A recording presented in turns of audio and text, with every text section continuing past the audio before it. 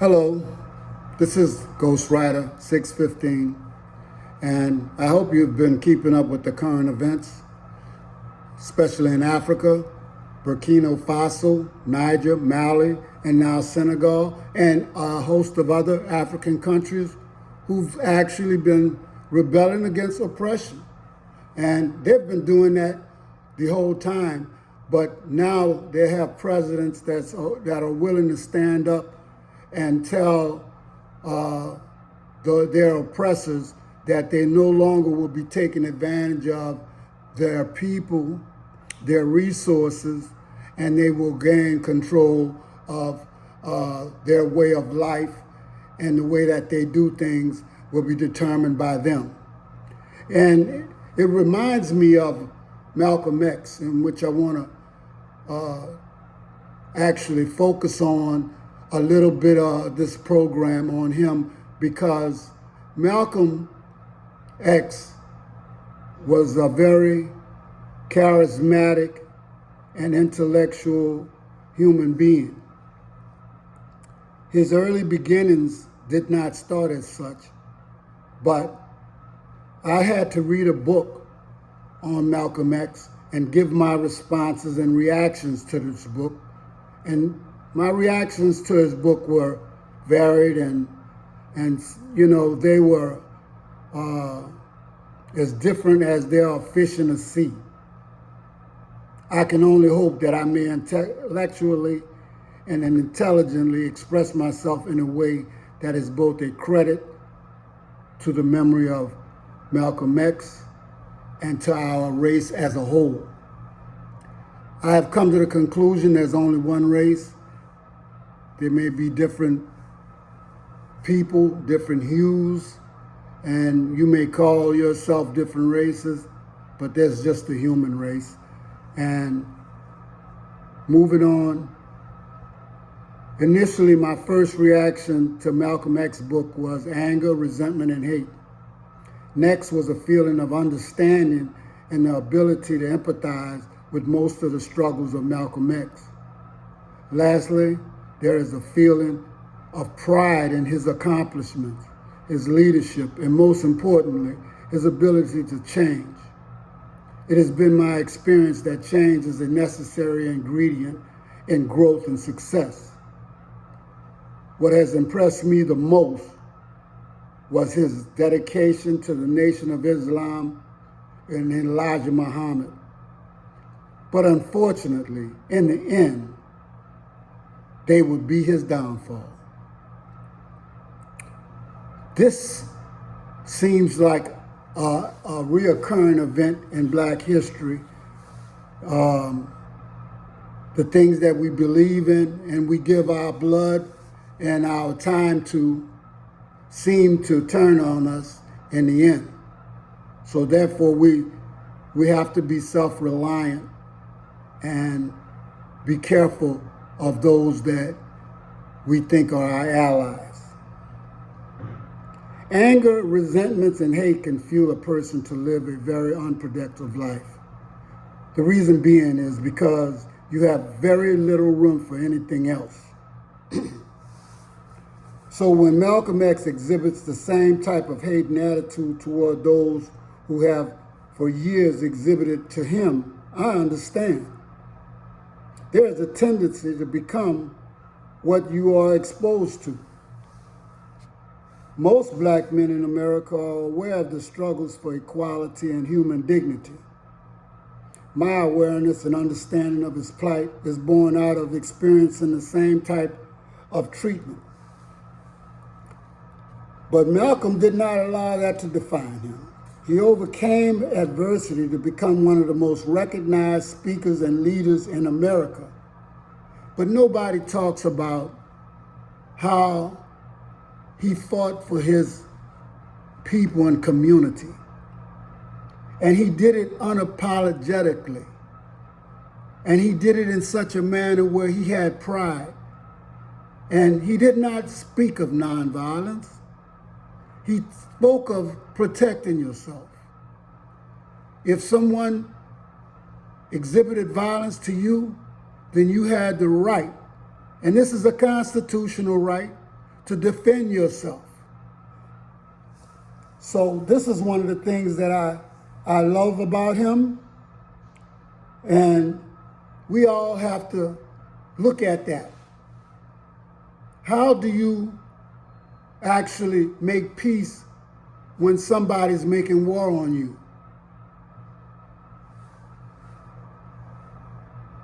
There's a tendency for us to show mercy and understanding of another people or community's problem over ourselves.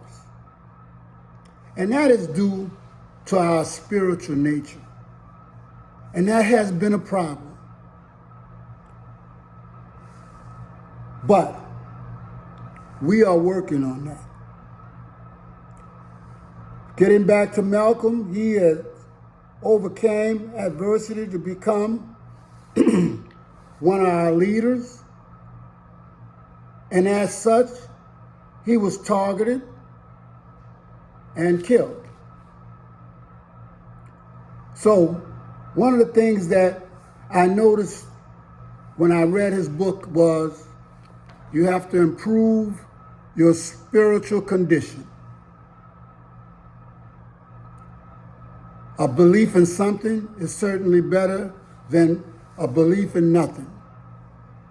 For if you search, you will find answers in a better way. The pride I felt when I listened to an intelligent black man standing up for what he believed to be right was beautiful. Young and very impressionable at the time, it seemed not to matter that his portrayal of all white people as devils as unfair. I do not know that the actions of a few gives anyone the right to apply those actions to the attitude of all, but I do know this. Although you may not be actually involved in the action, if you do not do anything to stop an action that you know is wrong, you are as guilty as the culprits. So therefore, until I understand that you are a friendly person, I have to anticipate that you are a foe. Okay? And so Malcolm X, his experiences, his example has shown me that do not trust people who are not willing to act in your best behalf. Now, the mark of a truly great man is the ability to change in the face of truth. Malcolm X made no secret that he expected to die a violent death, in which he did. The difference was that he found a cause worth dying for. There is no greater sacrifice than to give your life for another. The reason why I'm on this video and talking to you via social media is because my spirit would not let me sit down and just continue to watch some of the information that's being broadcast over social media.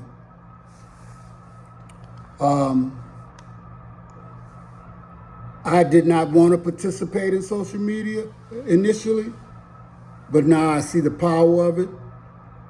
And sometimes we have to use things that are meant to be negative or a weapon against us.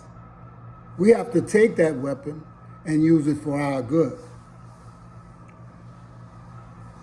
A quote by Anthony Browder, and it goes on to say, social media is the most powerful form of mental manipulation in the world, or even ever created in the history of the world. It is the unseen hand. Forgive me. Whoever controls your knowledge of the past controls your conception of yourself in the present.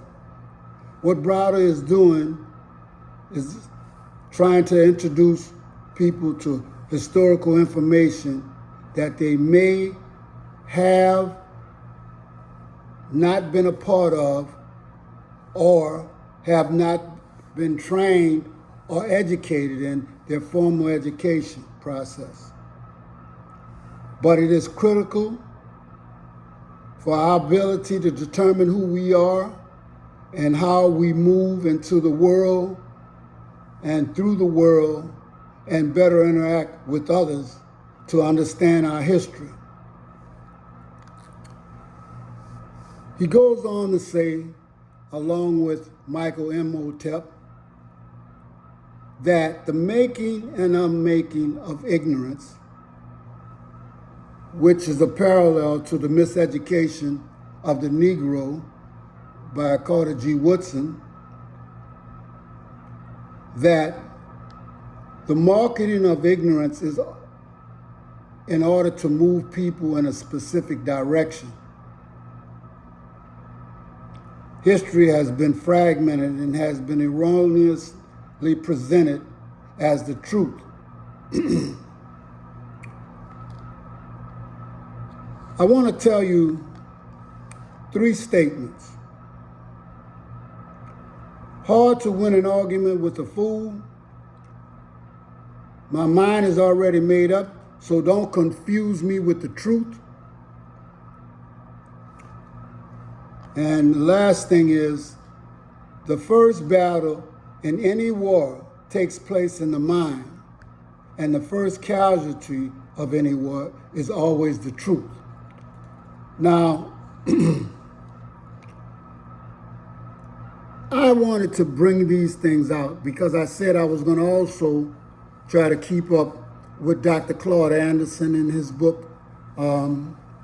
There's so many different apps out here these days that you don't have to read a book, but obviously we have gotten out of the habit of reading, and so I want this station, this channel, to actually read some of our history from some of our best educators and historians. I just got through talking to you about Anthony Browder and Michael Imhotep. This is something that came out of Dr. Claud Anderson's book, and it's talking about ignorance of history makes the campaign for justice more difficult. Let us look at the label Uncle Tom as an illustration. This label is often used to describe a black person who sells out his community to profit himself. As an example, Supreme Court Justice Clarence Thomas appeared on the front covers of Emerge magazine twice in the last 3 years. This was some time ago. Once with a bandana wrapped around his head and once as a black lawn jockey. The magazine covers stories portrayed by Clarence Thomas to be an Uncle Tom, but based on Harriet Beecher Stowe's novel, Uncle Tom Cabin, in which the name originated, blacks who intentionally placed the welfare of the dominant European race above their own race are more closely resembling Sambo, not Uncle Tom. Sambo was the character whose commitment to his European master was exercised even at the expense of fellow slaves. He's the one that always sold us out. He's the one that infiltrated the Muslim temple, the Black Panther organization, and all organizations that fight for the welfare of our black community. These are people who actually fought against their own people. And it's sad, but it's a fact, and it's going to continue. And we have to be able to root those people out. In fact, it was Sambo who beat Uncle Tom to death for refusing to whip a black female. Whether Clarence Thomas is a Sambo is a question I will let you answer. But he certainly is not Uncle Tom. And this is a picture of the Emerge magazine that he was talking about. And in Dirty Little Secrets About Black History, Its Heroes, and Other Troublemakers by Claud Anderson.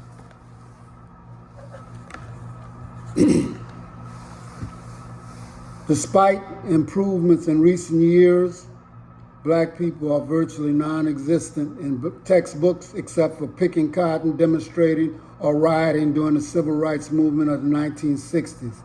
School textbooks continue to gloss over or misrepresent the impact of slavery, Jim Crow, segregation, and civil rights in the building of this nation. No wonder students are bored by history in general and see little reverence for it in their own daily lives. I wanted to talk about how is a person educated. Their first education comes from their parents. And the parents, if they don't have the proper education, can't give their kids much of anything. And so most times, and most often, we allow someone else to teach our kids. And the people that we allow to teach our kids do not look like our kids, and most often may not have their welfare in mind.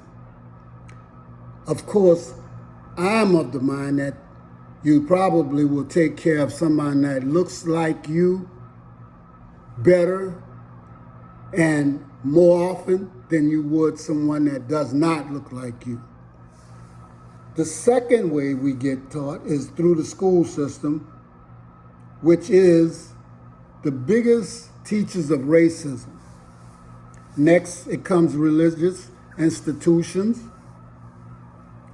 And I have to ask you, do they like the dollar more than morality? And what are they teaching you?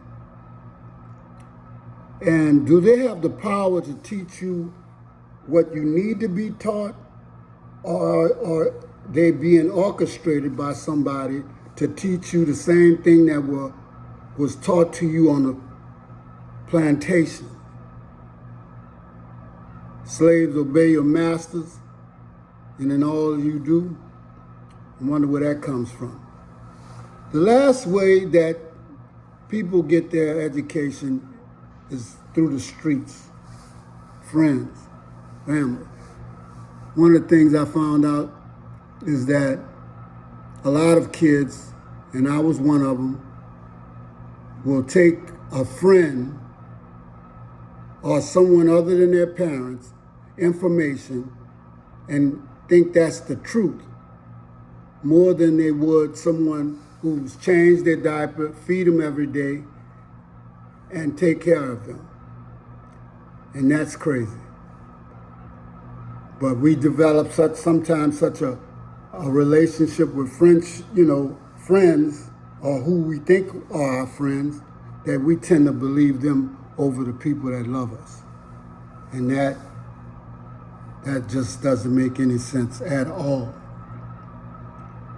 So,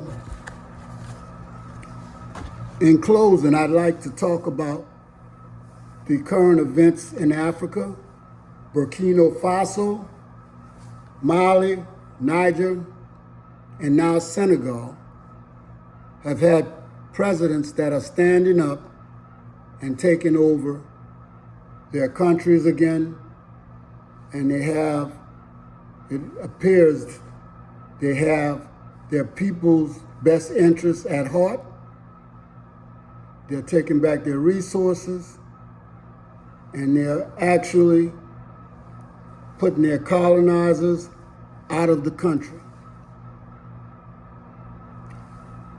This shows me about the spirit of Malcolm and people like himself being reincarnated through our youngsters, our young people. And that inspires me. But we also have to get a segment of our population off of their behinds and into the fight. And this is one way, through social media, because a lot of us are maybe too old to get out and do some of the things that we did when we were in our 20s. But you have valuable information. You can provide support and knowledge and direction and to the struggle, because the struggle is not over. Just because you're comfortable, it doesn't mean that you're going to be all right.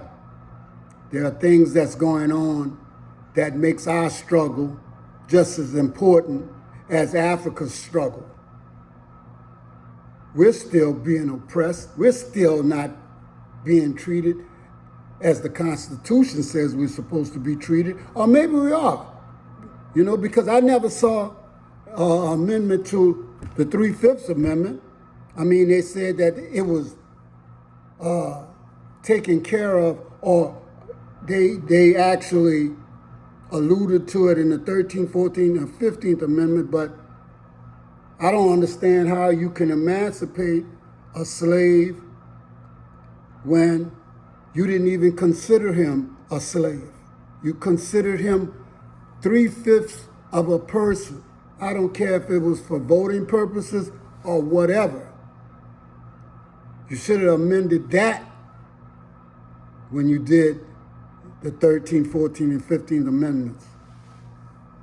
And we should know better because of all the treaties and all the things that have been done to us. Why in the world will we trust anything somebody tells us in this country? Most of us, like myself, have fought or enlisted and were willing to die for this country, but we don't get treated as citizens or as such like people they claim that are citizens. And that may be migrants and Europeans, but we are not those people. And there's been a history of oppression against people that look like myself here. One of the things that most Europeans fear the most is that people of color would come together. After all the atrocities and the things that they've done, they understand that while they are the majority in America, people of color are a majority in the world. I just want to say that I have to speak out because my spirit tells me so. I just can't sit around and not say anything. And I hope that I will inspire others to take a stand and put their spirits out there and how they feel and their knowledge, wisdom, and support. I thank you for listening. Always, there is a like button, share button, and a subscribe button. Thank you. Ghostwriter 615 out.